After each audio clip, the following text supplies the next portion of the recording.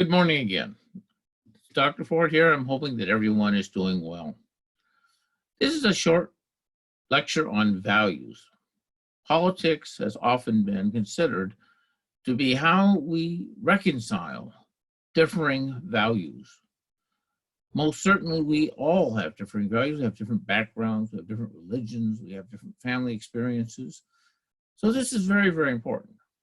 Politics also has other definitions, such as how do you decide what is private, and what is public, and what do you do with the public? But the values part is very, very critical, and I emphasize it most certainly also because American values and American culture that reflects those values is different than that of many other countries. Let you know some of my background, why I emphasize this. I'm what they call a PK. PK means preacher's kid, often the wildest kid in the high school. It wasn't me. I most certainly wasn't that way because when I grew up, we talked about what we believed in. I wasn't required to believe a certain set of rigid things. In fact, my father went so far as to say, until you've questioned something, you cannot believe it. We tried to understand that there are very, very important differences.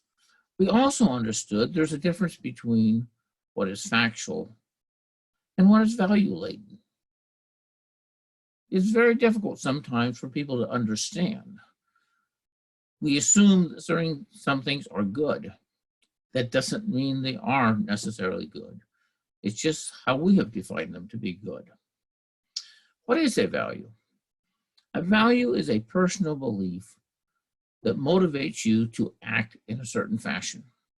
Not because it benefits you, but because you believe that that is something that is really important. It most certainly transcends any simple personal benefit. And it most certainly, hopefully, will guide you in your behavior on a daily basis.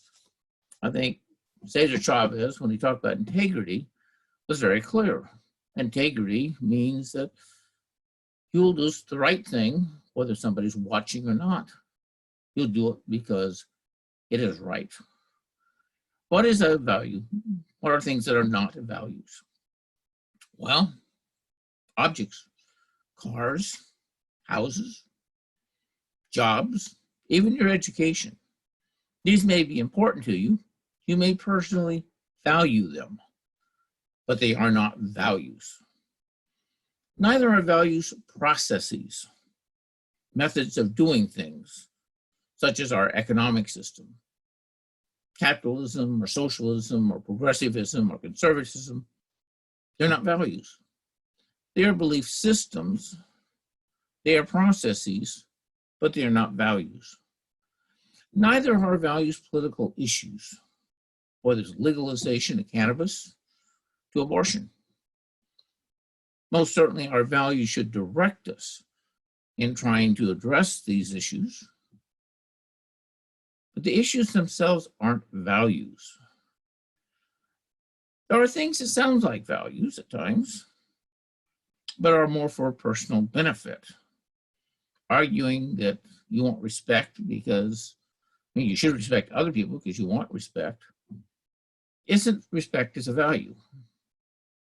That's a personal gain that you're looking for. And finally, values aren't religion.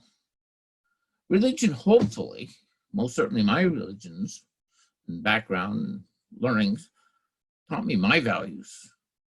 But religions themselves aren't values. Families aren't values. These are things that hopefully will teach you values, but they are not values in of themselves. Values can conflict. For example, taxes can infringe upon freedom. Most certainly a belief in freedom is a value. And taxes can impinge upon that. On the other hand, taxes can provide for providing services to people who are in need, which most certainly you might support due to your belief in charity. Security and freedom. Most certainly when you fly an airplane nowadays, you find that the process you go through just to get on an airplane is impeding your freedom.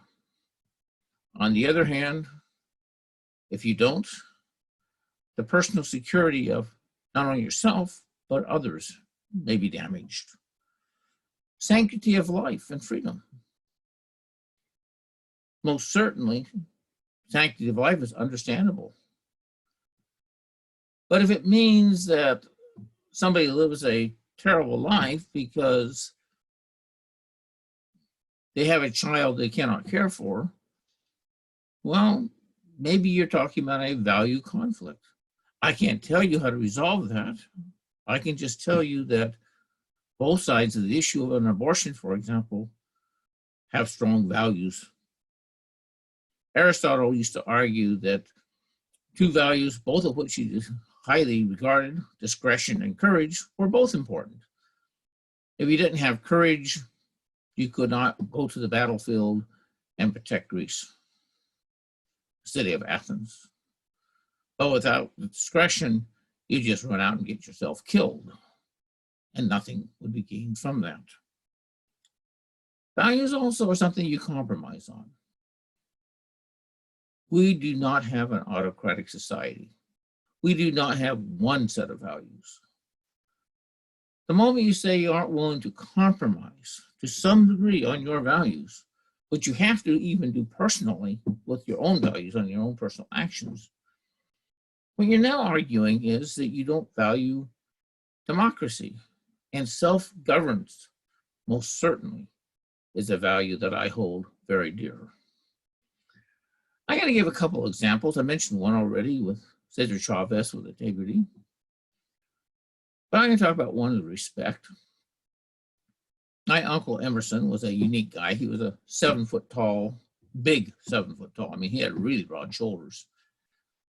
He was a constable in Kerman, a small town to the west of Fresno, for 37 years.